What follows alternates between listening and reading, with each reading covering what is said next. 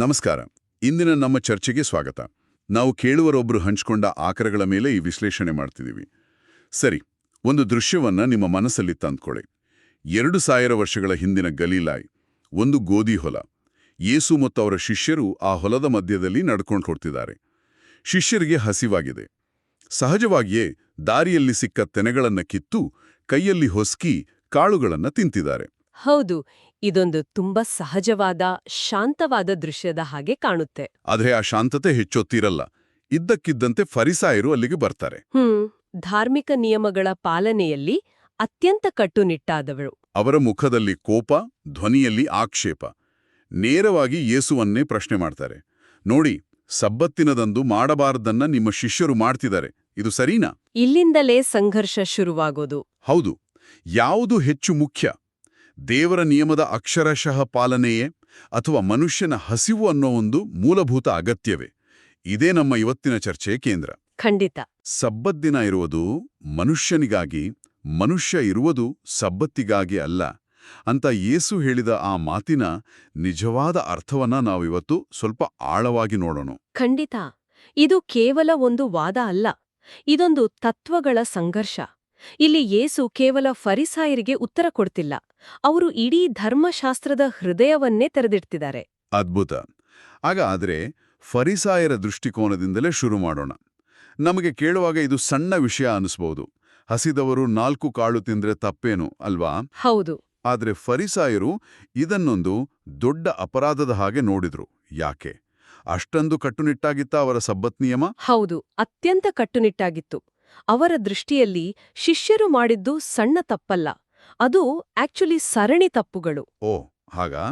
ನೋಡಿ, ಮೋಶೆಯ ನಿಯಮದಲ್ಲಿ ಸಬ್ಬತ್ ಪಾಲನೆ ಬಹಳ ಮುಖ್ಯ.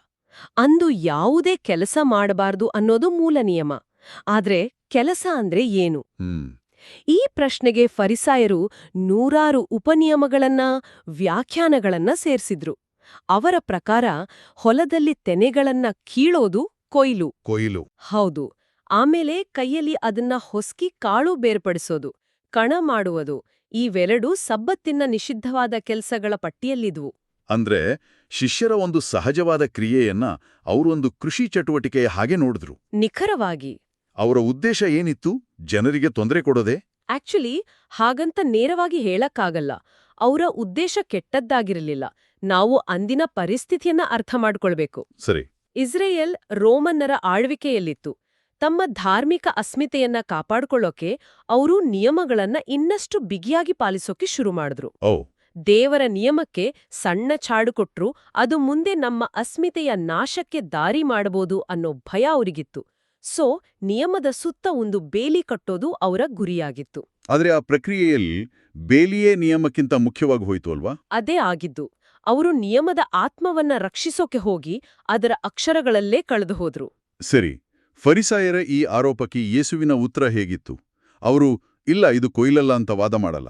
ಇಲ್ಲ, ಮಾಡಲ್ಲ. ಬದಲಾಗಿ ಇತಿಹಾಸದ ಒಂದು ಪುಟವನ್ನೇ ತೆರೀತಾರೆ. ದಾವೀದನ ಕಥೆಯನ್ನ ಹೇಳ್ತಾರೆ. ಇದೊಂದು ಅನಿರೀಕ್ಷಿತ ತಿರುವು. ಹೌದು, ಇದೊಂದು ಮಾಸ್ಟರ್ ಸ್ಟ್ರೋಕ್. ಏಸು ನೇರವಾಗಿ ವಾದಕ್ಕೆ ಇಳಿಯೋ ಬದಲು ಅವರಿಬ್ರಿಗೂ ಪವಿತ್ರವಾದ ಹಳೆಯ ಒಡಂಬಡಿಕೆಯಿಂದಲೇ ಒಂದು ಉದಾಹರಣೆ ಕೊಡ್ತಾರೆ. 1 ಸಮುವೇಲ 21ನೇ ಅಧ್ಯಾಯದಲ್ಲಿ ಬರುವ ಘಟನೆ ಇದು. ದಾವೀದ ಇನ್ನೂ ರಾಜ ಆಗಿರ್ಲಿಲ್ಲ, ಸೌಲ ರಾಜನಿಂದ ತಪ್ಪಿಸ್ಕೊಂಡು ಓಡ್ತಿದ್ದ. ಹೌದು. ಅವನಿಗೂ ಅವನ ಜೊತೆಗಿದ್ದವರಿಗೂ ತಿನ್ನಲು ಏನೂ ಇರ್ಲಿಲ್ಲ. ಆಗ ಅವರು ದೇವಮಂದಿರಕ್ಕೆ ಹೋಗಿ ಯಾಜಕನ ಹತ್ರ ಆಹಾರ ಕೇಳ್ತಾರೆ. ಯಾಜಕ ಹೇಳ್ತಾನೆ, ಸಾಮಾನ್ಯ ರೊಟ್ಟಿ ಇಲ್ಲ, ಆದ್ರೆ ದೇವರಿಗೆ ಸಮರ್ಪಿಸಿದ ಕೇವಲ ಯಾಜಕರು ಮಾತ್ರ ತಿನ್ನಬಹುದಾದ ಪವಿತ್ರ ರೊಟ್ಟಿ ಇದೆ ಅಂತ. ದೇವಸನ್ನಿಧಿಯ ರೊಟ್ಟಿ. ಹೌದು. ದಾವೀದ ಅದನ್ನೇ ತೆಗೆದುಕೊಂಡು ತನಗೂ ತನ್ನ ಸಂಗಡಿಗರಿಗೂ ಕೊಡ್ತಾನೆ. ಆದ್ರೆ ಇಲ್ಲಿ ಒಂದು ಪ್ರಶ್ನೆ ಬರುತ್ತೆ. ದಾವೀದ್ ಮಾಡಿದ್ದು ತಾಂತ್ರಿಕವಾಗಿ ನಿಯಮದ ಉಲ್ಲಂಘನೆ ಅಲ್ವಾ? ಹೌದು. ಆ ಉದಾಹರಣೆ ಕೊಟ್ಟು ಯೇಸು ನಿಯಮ ಮುರಿಯೋದನ್ನ ಸಮರ್ಥಿಸ್ತಿದಾರ? ದಾವೀದನ ಮಾಡಿದಾನೆ, ಸೊ ನಾವು ಮಾಡಬಹುದು ಅಂತಾನ? ಇಲ್ಲ. ಅತ್ಯುತ್ತಮ ಪ್ರಶ್ನೆ. ಯೇಸು ಇಲ್ಲಿ ನಿಯಮ ಮುರಿಯೋಕೆ ಒಂದು ನೆಪ ಹುಡುಕ್ತಿಲ್ಲ. ಅವರು ಒಂದು ದೊಡ್ಡ ತತ್ವವನ್ನ ಸ್ಥಾಪಿಸ್ತಿದ್ದಾರೆ. ಏನೋ ಆ ತತ್ವ? ದಾವೀದನ ಘಟನೆಯಲ್ಲಿ ಮಾನವನ ಜೀವ ಮತ್ತು ತುರ್ತು ಅಗತ್ಯ ಅಂದ್ರೆ ಹಸಿವು ಧಾರ್ಮಿಕ ಆಚರಣೆಯ ನಿಯಮಕ್ಕಿಂತ ಹೆಚ್ಚು ಮುಖ್ಯ ಅಂತ ಪರಿಗಣಿಸಲಾಗಿತ್ತು. ಅಂದು ಯಾರು ದಾವೀದನನ್ನ ಧರ್ಮಭ್ರಷ್ಟ ಅಂತ ಕರೀಲಿಲ್ಲ. ಯಾಕೆಂದ್ರೆ ಅದರ ಉದ್ದೇಶ ಎಲ್ಲರಿಗೂ ಗೊತ್ತಿತ್ತು. ಅದೇ, ಯೇಸು ಫರಿಸಾಯರಿಗೆ ಹೇಳ್ತಿರೋದೇನಂದ್ರೆ, ನೀವು ಪೂಜ್ಯರೆಂದು ಭಾವಿಸೋ ದಾವೀದನೇ ಈ ತತ್ವವನ್ನ ಅರ್ಥ ಮಾಡ್ಕೊಂಡಿದ್ದ. ಆದ್ರೆ ನೀವ್ಯಾಕೆ ಅರ್ಥ ಮಾಡ್ಕೊಳ್ತಿಲ್ಲ? ನನ್ನ ಶಿಷ್ಯರ ಹಸಿವು ನಿಮ್ಮ ಸಬ್ಬತ್ತಿನ ಕಟ್ಟುನಿಟ್ಟಿನ ವ್ಯಾಖ್ಯಾನಕ್ಕಿಂತ ಹೆಚ್ಚು ಮುಖ್ಯ. ಇದಾದ ನಂತರ ಯೇಸು ಒಂದು ಅಂತಿಮ ನಿರ್ಣಾಯಕವಾದ ಮಾತನ್ನ ಹೇಳ್ತಾರೆ. ಸಬ್ಬತ್ ದಿನ ಇರುವುದು ಮನುಷ್ಯನಿಗಾಗಿ, ಹೊರತು ಮನುಷ್ಯ ಇರುವುದು ಸಬ್ಬತ್ತಿಗಾಗಿ ಅಲ್ಲ. ಹೌದು. ಆದುದರಿಂದ ನರಪುತ್ರನು ಸಬ್ಬತ್ತಿಗೂ ಒಡೆಯನಾಗಿದ್ದಾನೆ. ಒಂದು ನಿಮಿಷ, ಆ ಮಾತು ಎಷ್ಟು ಕ್ರಾಂತಿಕಾರಕ ಅಂತ ಯೋಚಿಸ್ಬೇಕು. ಸಬ್ಬತ್ತಿಗೂ ಒಡೆಯ ಅಂದ್ರೆ ಈ ನಿಯಮವನ್ನ ನಾನೇ ಮಾಡಿದ್ದು, ಇದರ ಮಾಲೀಕ ನಾನೇ ಅಂತ ಹೇಳಿದಾಗೆ. ಖಂಡಿತವಾಗಿಯೂ. ಅದು ಫರಿಸಾಯಳಿಗೆ ದೊಡ್ಡ ಆಘಾತವಾಗಿರಬೇಕು. ಅದು ಕೇವಲ ಒಂದು ವಾದದ ಅಂತ್ಯವಲ್ಲ, ಅದೊಂದು ದೈವಿಕ ಅಧಿಕಾರದ ಘೋಷಣೆ. ಹೌದು. ಯೋಚಿಸಿ, ಮೋಶೆಯ ಮೂಲಕ ದೇವರು ಕೊಟ್ಟ ನಿಯಮವನ್ನ ಒಬ್ಬ ಸಾಮಾನ್ಯ ಮನುಷ್ಯ ನಾನು ಇದರ ಒಡೆಯ ಅಂತ ಹೇಳೋಕ್ ಸಾಧ್ಯನಾ? ಸಾಧ್ಯವೇ ಇಲ್ಲ. ಯೇಸು ನರಪುತ್ರ ಅನ್ನೋ ಪದವನ್ನ ಬಳಸಿ ತಾನು ಕೇವಲ ಒಬ್ಬ ಬೋಧಕನಲ್ಲ, ಬದಲಾಗಿ ತಾನೇ ಆ ನಿಯಮವನ್ನ ಕೊಟ್ಟವನು. ಹಾಗಾಗಿ ಅದರ ನಿಜವಾದ ಉದ್ದೇಶವನ್ನ ವ್ಯಾಖ್ಯಾನಿಸೋ ಸಂಪೂರ್ಣ ಅಧಿಕಾರ ತನಗಿದೆ ಅಂತ ಸ್ಪಷ್ಟಪಡಿಸ್ತಿದ್ದಾನೆ. ಹಾಗಾದ್ರೆ ಈ ಘಟನೆಯ ಆಳವಾದ ಸತ್ಯಗಳನ್ನ ಒಮ್ಮೆ ಬಿಡಿಸಿ ನೋಡೋಣ. ಮೇಲ್ನೋಟಕ್ಕೆ ಇದೊಂದು ಸಬ್ಬತ್ ಆಚರಣೆಯ ವಾದ. ಆದರೆ ಇದರೊಳಗೆ ಕೆಲವು ಮೂಲಭೂತ ತತ್ವಗಳಿವೆ. ಯಾವುವು? ಹೌದು, ಇದನ್ನ ನಾವು ದೊಡ್ಡ ಚಿತ್ರಣಕ್ಕೆ ಜೋಡಿಸಿದ್ರೆ 3 ಮುಖ್ಯ ಸತ್ಯಗಳು ಕಾಣಿಸ್ತವೆ. ಮೊದಲನೆಯದು ಉದ್ದೇಶ ಮತ್ತು ನಿಯಮದ ನಡುವಿನ ವ್ಯತ್ಯಾಸ. ಉದ್ದೇಶ ಮತ್ತು ನಿಯಮ. ಹೌದು, ಇದನ್ನ ಆಧುನಿಕ ಮ್ಯಾನೇಜ್ಮೆಂಟ್ನಲ್ಲಿ ಗೋಲ್ ಡಿಸ್ಪ್ಲೇಸ್ಮೆಂಟ್ ಅಂತ ಕರೀತಾರೆ. ಅಂದ್ರೆ ಒಂದು ಗುರಿಯನ್ನ ಸಾಧಿಸೋಕೆ ನಾವು ಕೆಲವು ನಿಯಮಗಳನ್ನ ಮಾಡ್ತೀವಿ. ಆದ್ರೆ ಕಾಲಕ್ರಮೇಣ ಆ ಗುರಿಯನ್ನೇ ಮರೆತು ನಿಯಮಗಳನ್ನ ಪಾಲಿಸೋದೇ ಗುರಿಯಾಗ್ಬಿಡುತ್ತೆ. ಓ, ಇದಕ್ಕೊಂದು ಉದಾಹರಣೆ ಕೊಡಿ. ಖಂಡಿತ. ಈಗ ಒಂದು ಕಂಪನಿಯಲ್ಲಿ ಗ್ರಾಹಕರಿಗೆ ಒಳ್ಳೆ ಸೇವೆ ಕೊಡೋದು ಗುರಿ ಅಂದ್ಕೊಳ್ಳಿ. ಅದಕ್ಕೆ ಕೆಲವು ಫಾರ್ಮ್ ತುಂಬೋ ಪ್ರಕ್ರಿಯೆ ಇರುತ್ತೆ. ಸರಿ.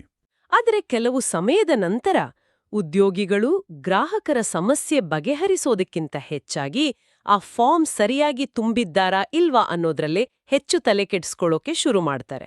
ಹೌದೌದು, ಇದು ನಡೆಯುತ್ತೆ. ಇಲ್ಲಿ ನಿಯಮವು ಗುರಿಯನ್ನು ಪಕ್ಕಕ್ಕೆ ಸರಿಸಿ ತಾನೇ ಮುಖ್ಯವಾಗಿ ಬಿಟ್ಟಿದೆ. ಫರಿಸಾಯರು ಮಾಡಿದ್ದೂ ಇದನ್ನೇ.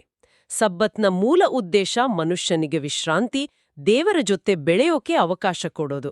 ಆದ್ರೆ ಅವರು ಆ ಯಾಕೆ ಅನ್ನೋದನ್ನ ಮರೆತು ಬರೀ ಹೇಗೆ ಅನ್ನೋ ನಿಯಮಗಳಲ್ಲೇ ಮುಳುಗಿ ಹೋದ್ರು. ಅದ್ಭುತ ಹೋಲಿಕೆ. ಅಂದ್ರೆ ನಿಯಮ ಕೆಟ್ಟದ್ದಲ್ಲ, ಆದರೆ ಅದು ತನ್ನ ಮೂಲ ಉದ್ದೇಶವನ್ನ ಮರೆತಾಗ ಅಪಾಯಕಾರಿ. ಸರಿ, ಎರಡನೇ ಸತ್ಯ ಯಾವುದು? ಎರಡನೇ ಸತ್ಯ, ದೇವರು ಕರುಣೆಯನ್ನು ಬಯಸುತ್ತಾನೆ ಹೊರತು ಕೇವಲ ಬಲಿಯನ್ನು ಅಲ್ಲ. ಕರುಣೆ ವರ್ಸಸ್ ಬಲಿ. ಹೌದು, ಫರಿಸಾಯರು ನೋಡಿದ್ದು ನಿಯಮದ ಉಲ್ಲಂಘನೆಯನ್ನ, ಆದ್ರೆ ಯೇಸು ನೋಡಿದ್ದು ಹಸಿದ ಹೊಟ್ಟೆಗಳನ್ನ. ಅವರ ಆದ್ಯತೆ ಬೇರೆಯಾಗಿತ್ತು.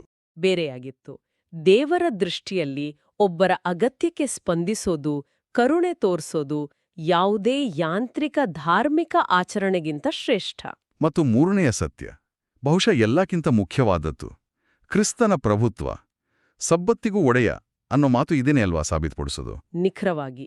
ಆ ಒಂದು ವಾಕ್ಯದ ಮೂಲಕ ಯೇಸು ಇಡೀ ಚರ್ಚೆಯನ್ನೇ ಬೇರೊಂದು ಹಂತಕ್ಕೆ ಕೊಂಡೊಯ್ತಾರೆ. ಅವ್ರು ಹೇಳ್ತಿರೋದು, ನಾನು ಕೇವಲ ನಿಯಮವನ್ನ ಬೇರೆ ರೀತಿ ವ್ಯಾಖ್ಯಾನಿಸ್ತಿಲ್ಲ, ನಾನೇ ಆ ನಿಯಮದ ಮೂಲ, ನಾನೇ ಅದರ ಅಧಿಕಾರ. ಇದು ಯೇಸು ಕೇವಲ ಒಬ್ಬ ಪ್ರವಾದಿಯಲ್ಲ, ಆತನೇ ದೇವರು ಅನ್ನೋದನ್ನ ಸ್ಥಾಪಿಸುತ್ತೆ. ಹೌದು, ಫರಿಸಾಯರು ಮೋಶೆಯ ನಿಯಮದ ರಕ್ಷಕರು ಅಂತ ಭಾವಿಸಿದ್ರು. ಆದರೆ ಯೇಸು ಹೇಳ್ತಿರೋದು, ಆ ನಿಯಮ ನನ್ನ ಕಡೆಗೆ ಬೆರಳು ಮಾಡಿ ತೋರಿಸ್ತಿದೆ ಅಂತ. ಇದು ಅವರ ದೈವತ್ವಕ್ಕೆ ದೊಡ್ಡ ಸಾಕ್ಷಿ. ಸರಿ, ಇದು ನಿಜಕ್ಕೂ ಆಳವಾದ ವಿಶ್ಲೇಷಣೆ. ಗೋಧಿ ಹೊಲದಲ್ಲಿ ನಡೆದ ಈ ಘಟನೆ 21ನೇ ಶತಮಾನದಲ್ಲಿರೋ ನಮಗೆ ಹೇಗೆ ಸಂಬಂಧಿಸಿದೆ? ಇದರಿಂದ ನಾವು ಕಲಿಬೇಕಾದ ಪ್ರಾಯೋಗಿಕ ಪಾಠಗಳೇನು? ಇದು ಇಂದಿಗೂ ಅತ್ಯಂತ ಪ್ರಸ್ತುತ. ಮೊದಲನೇದಾಗಿ, ನಮ್ಮ ಧಾರ್ಮಿಕ ಆಚರಣೆಗಳು ಜನರ ಸೇವೆಗಾಗಿರ್ಬೇಕು. ಯಾವುದೇ ನಿಯಮ, ಸಂಪ್ರದಾಯ ಅದು ಜನರ ಆಧ್ಯಾತ್ಮಿಕ ಬೆಳವಣಿಗೆಗೆ ಸಹಾಯ ಮಾಡ್ಬೇಕೇ ಹೊರತು ಅವರನ್ನ ಕುಗ್ಗಿಸುವ ಒಂದು ಭಾರವಾದ ನೊಗ ಆಗ್ಬಾರ್ದು. ಅಂದ್ರೆ ಒಂದು ಆಚರಣೆ ಅದರ ಮೂಲ ಉದ್ದೇಶವನ್ನ ಕಳೆದುಕೊಂಡಾಗ ನಾವು ಇದು ಮನುಷ್ಯನಿಗಾಗಿ ಇದೆಯಾ ಅಂತ ಧೈರ್ಯವಾಗಿ ಪ್ರಶ್ನಿಸಬೇಕು. ಖಂಡಿತ. ಇದು ನನ್ಗೆ ಒಂದು ಘಟನೆಯನ್ನ ನೆನಪಿಸುತ್ತೆ. ಒಂದು ಸಮುದಾಯದಲ್ಲಿ ಆರಾಧನೆಗೆ ಬರೋರು ಸರಿಯಾದ ಬಟ್ಟೆ ಹಾಕಬೇಕು ಅನ್ನೋ ಒಂದು ಅಲಿಖಿತ ನಿಯಮ ಇತ್ತು. ಒಮ್ಮೆ ಸ್ವಲ್ಪ ಸಾಮಾನ್ಯ ಉಡುಗೆ ತೊಟ್ಟ ಹೊಸಬರೊಬ್ರು ಬಂದ್ರು. ಕೆಲವರು ಅವರನ್ನ ಸ್ವಾಗತಿಸೋ ಬದಲು ಅವರ ಬಟ್ಟೆಯ ಬಗ್ಗೆಯೇ ಪಿಸುಗುಟ್ಟುತ್ತಿದ್ರು. ಓ, ಇದು ಬೇಸರದ ಸಂಗತಿ. ಅಲ್ಲಿ ಸರಿಯಾದ ಬಟ್ಟೆ ಅನ್ನೋ ನಿಯಮ ಹೊಸಬರನ್ನ ಪ್ರೀತಿಯಿಂದ ಸ್ವಾಗತಿಸಬೇಕು ಅನ್ನೋ ಮೂಲ ಉದ್ದೇಶವನ್ನೇ ಮೀರಿ ನಿಂತಿತ್ತು. ಇದು ಫರಿಸಾಯರ ಮನಸ್ಥಿತಿಯ ಒಂದು ಸಂಘ ಉದಾಹರಣೆ. ಬಹಳ ಶಕ್ತಿಯುತವಾದ ಉದಾಹರಣೆ. ನಿಯಮ ಪಾಲಿಸೋ ಭರದಲ್ಲಿ ನಮ್ಮ ಮುಂದಿರೋ ಮನುಷ್ಯನನ್ನೇ ಮರೆಯೋದು ಎಷ್ಟು ಸುಲಭ ಅಲ್ವಾ? ಹೌದು, ಇದು ನಮ್ಮನ್ನ 2ನೇ ಪಾಠಕ್ಕೆ ತರುತ್ತೆ. ಪ್ರೀತಿ ಮತ್ತು ಕರುಣೆಗೆ ಮೊದಲ ಆದ್ಯತೆ. ಯೇಸು ಯಾವಾಗ್ಲೂ ಜನರ ಅಗತ್ಯಗಳಿಗೆ ಸ್ಪಂದಿಸಿದ್ರು. ಅವರು ಕುರುಡನನ್ನ ಗುಣಪಡಿಸುವಾಗ ಇವತ್ತು ಸಬ್ಬತ್, ನಾಳೆ ಬಾ ಅನ್ಲಿಲ್ಲ. ಅವರು ಜನರ ನೋವನ್ನ ಮೊದಲು ನೋಡಿದ್ರು. ಹೌದು, ನಿಯಮ ಪಾಲನೆ ನಮ್ಮನ್ನ ಕಠಿಣ ಹೃದಯದವರನ್ನಾಗಿ ಮಾಡಿದ್ರೆ ನಾವು ದಾರಿ ತಪ್ಪಿದ್ದೇವೆ ಅಂತ ಅರ್ಥ. ಇದು ಫರಿಸಾಯರ ಮನೋಭಾವಕ್ಕೆ ಸಂಪೂರ್ಣ ವಿರುದ್ಧವಾದದ್ದು. ಅವರು ಶಿಷ್ಯರ ಹಸಿವನ್ನ ನೋಡ್ಲೇ ಇಲ್ಲ, ಬರೀ ಮುರಿದ ನಿಯಮ ಮಾತ್ರ ಅವರ ಕಣ್ಣಿಗೆ ಕಾಣಿಸಿತು. ಅದೇ ನಮ್ಮ 3ನೇ ಪಾಠ. ನಾವು ಫರಿಸಾಯರ ಮನೋಭಾವದಿಂದ ದೂರ ಇರಬೇಕು. ಇತರರನ್ನ ಅಳೆಯೋದೋ, ತೀರ್ಪು ನೀಡೋದೋ, ಅವರ ಸಣ್ಣ ತಪ್ಪುಗಳಿಗೆ ದೂಷಿಸೋ ಬದಲು ಅವರ ಅಗತ್ಯಗಳನ್ನ ಅರ್ಥ ಮಾಡ್ಕೊಳ್ಳೋ ಹೃದಯವನ್ನ ಬೆಳೆಸ್ಕೊಳ್ಬೇಕು. ಇವತ್ತಿನ ಸೋಷಿಯಲ್ ಮೀಡಿಯಾ ಯುಗದಲ್ಲಿ ಇದು ಬಹಳ ಮುಖ್ಯ. ಖಂಡಿತ. ಇತರರ ತಪ್ಪುಗಳನ್ನ ಹುಡುಕಿ ಅವರನ್ನ ಸಾರ್ವಜನಿಕವಾಗಿ ಅವಮಾನಿಸೋದೇ ಒಂದು ಹವ್ಯಾಸ ಆಗಿದೆ. ಆದ್ರೆ ಯೇಸು ಕಲಿಸಿದ್ದು ಕರುಣೆಯ ದೃಷ್ಟಿ. ಹಾಗಾದ್ರೆ ಕೊನೆಯದಾಗಿ ಒಂದು ಪ್ರಶ್ನೆ. ಹೊಸ ಒಡಂಬಡಿಕೆಯ ಅಡಿಯಲ್ಲಿ ಕ್ರೈಸ್ತಲಿಗೆ ಸಬ್ಬತ್ತಿನ ಅರ್ಥವೇನು? ಇಲ್ಲ, ನಾವು ಫರಿಸಾಯರ ಹಾಗೆ ಕಟ್ಟುನಿಟ್ಟಾಗಿ ಆಚರಿಸಬೇಕಿಲ್ಲ. ಕ್ರಿಸ್ತರಿಗೆ ಸಬ್ಬತ್ತಂದ್ರೆ ಕೇವಲ ಒಂದು ದಿನವಲ್ಲ, ಅದು ಕ್ರಿಸ್ತನಲ್ಲಿ ನಮಗೆ ಸಿಕ್ಕಿರುವ ನಿತ್ಯ ವಿಶ್ರಾಂತಿಯ ಸಂಕೇತ. ನಿತ್ಯ ವಿಶ್ರಾಂತಿ. ಹೌದು, ಪಾಪ ಮತ್ತು ನಿಯಮದ ಬಂಧನದಿಂದ ಆತನು ನಮಗೆ ಬಿಡುಗಡೆ ನೀಡಿ ತನ್ನಲ್ಲಿ ನಿಜವಾದ ಸಮಾಧಾನ ಮತ್ತು ವಿಶ್ರಾಂತಿಯನ್ನ ಕೊಟ್ಟಿದ್ದಾನೆ. ಹಾಗಾಗಿ ನಾವು ಭಾನುವಾರ ಆರಾಧನೆ ಮಾಡೋದು ಒಂದು ನಿಯಮದ ಬಂಧನ ಆಗ್ಬಾರ್ದು. ಅದು ಒಂದು ಆಚರಣೆ ಆಗ್ಬೇಕು. ಹೌದು, ಯೇಸುವಿನ ಪುನರುತ್ಥಾನವನ್ನ, ಆತನು ನಮಗೆ ನೀಡಿದ ಸ್ವಾತಂತ್ರ್ಯವನ್ನ ಸಂಭ್ರಮದಿಂದ ಆಚರಿಸೋ ದಿನವಾಗ್ಬೇಕು. ಅದು ನಿಯಮದ ಒತ್ತಡವಲ್ಲ, ಕೃಪೆಯ ಆಚರಣೆ. ಅದ್ಭುತವಾಗಿ ವಿವರಿಸಿದಿರಿ. ಅಂದ್ರೆ ಧರ್ಮದ ನಿಜವಾದ ಸಾರ ಕಟ್ಟುನಿಟ್ಟಿನ ನಿಯಮಗಳಲ್ಲ, ಬದಲಾಗಿ ಪ್ರೀತಿ, ಕರುಣೆ ಮತ್ತು ಕ್ರಿಸ್ತನಲ್ಲಿ ಸಿಗುವ ಸ್ವಾತಂತ್ರ್ಯದಲ್ಲಿದೆ. ನಿಖರವಾಗಿ. ನಾವು ಗಲೀಲಾಯದ ಒಂದು ಗೋಧಿ ಹೊಲದಲ್ಲಿ ಶುರು ಮಾಡಿದ ಈ ಚರ್ಚೆ ಇವತ್ತಿನ ಸೋಷಿಯಲ್ ಮೀಡಿಯಾದ ಮನಸ್ಥಿತಿಯವರೆಗೂ ನಮ್ಮನ್ನ ಕರೆತಂದಿದೆ. ಸಬ್ಬತ್ತು ದಿನ ಇರುವುದು ಮನುಷ್ಯನಿಗಾಗಿ, ಮನುಷ್ಯ ಇರುವುದು ಸಬ್ಬತ್ತಿಗಾಗಿ ಅಲ್ಲ. ಈ ಒಂದು ವಾಕ್ಯ ಎಷ್ಟು ಆಳವಾದದ್ದು ಅಂತ ನಾವು ನೋಡಿದ್ದೇವೆ. ಹೌದು, ಮತ್ತು ಈ ತತ್ವ ಕೇವಲ ಸಬ್ಬತ್ತು ದಿನಕ್ಕೆ ಸೀಮಿತವಾಗಿಲ್ಲ. ಇದು ನಮ್ಮ ಜೀವನದ ಎಲ್ಲಾ ನಿಯಮಗಳು, ಸಂಪ್ರದಾಯಗಳು ಮತ್ತು ಆಚರಣೆಗಳಿಗೆ ಅನ್ವಯಿಸುತ್ತೆ. ಖಂಡಿತ. ಈ ಚರ್ಚೆಯ ಕೊನೆಯಲ್ಲಿ ಒಂದು ಪ್ರಶ್ನೆಯನ್ನ ಕೇಳುಗರ ಮುಂದಿಡಲು ಇಷ್ಟಪಡುತ್ತೇನೆ. ನಮ್ಮ ವೈಯಕ್ತಿಕ, ಸಾಮಾಜಿಕ ಅಥವಾ ಆಧ್ಯಾತ್ಮಿಕ ಜೀವನದಲ್ಲಿ ನಾವು ಯಾವ ಸಬ್ಬತ್ ನಿಯಮಗಳನ್ನು ಪಾಲಿಸುತ್ತಿದ್ದೇವೆ? ಯಾವ ನಿಯಮಗಳು ಅವುಗಳ ಮೂಲ ಉದ್ದೇಶವನ್ನ ಮೀರಿ ನಮ್ಮ ಅಥವಾ ಇತರರ ಮೇಲೆ ಅನಗತ್ಯ ಹೊರೆಯಾಗಿ ಪರಿಣಮಿಸಿವೆ? ಇದರ ಬಗ್ಗೆ ಯೋಚಿಸೋಣ. ಪ್ರಿಯರೇ, ಈ ಚಾನೆಲ್ ಅನ್ನು ಸಬ್ಸ್ಕ್ರೈಬ್ ಮಾಡಿ ಪ್ರತಿದಿನ ದೇವರ ವಾಕ್ಯವನ್ನು ಆಲಿಸುತ್ತಾ ಅದನ್ನು ಇತರರೊಂದಿಗೆ ಹಂಚಿಕೊಳ್ಳಲು ನಮಗೆ ನೆರವಾಗಿರಿ. ಧನ್ಯವಾದಗಳು.